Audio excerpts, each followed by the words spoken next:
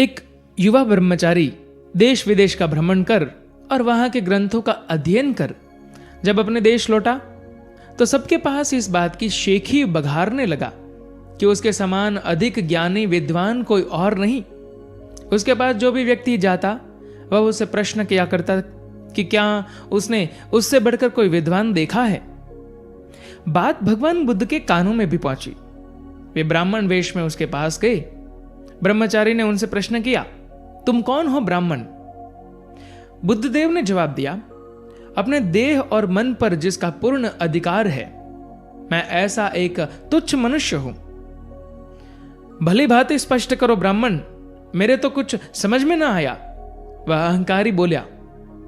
बुद्धदेव बोले, जिस तरह कुम्हार घड़े बनाता है, नाविक नौकाएं चलाता है, धनुर्धारी बाण चलाता है, गायक गीत गाता है, वादक वाद्य बजाता है और विद्वान वाद विवाद में भाग लेता है, उसी तरह ज्ञानी पुरुष स्वयं पर ही शासन करता है। ब्रह्मचारी ने पुनः प्रश्न किया, ज्ञानी पुरुष भला स्वयं पर कैसे शासन करता है? भगवान बुद्ध ने कहा, लोगों द्वारा स्तुति सुमनों की वर्षा किए जाने पर अथवा निंदा के अंगार बरसाने पर भी ज्ञानी पुरुष का मन शांत ही रहता है। उसका मन सदाचार, दया और विश्व प्रेम पर ही केंद्रित रहता है। अतः प्रशंसा या निंदा का उस पर कोई भी असर नहीं पड़ता। यही वजह है कि उसके चित्त सागर में शांति की धारा बहती रहती है।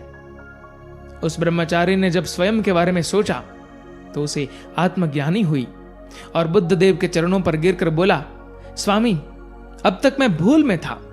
मैं स्वयं को ही ज्ञानी समझता था, किंतु आज मैंने जाना कि मुझे आपसे बहुत कुछ सीखना है।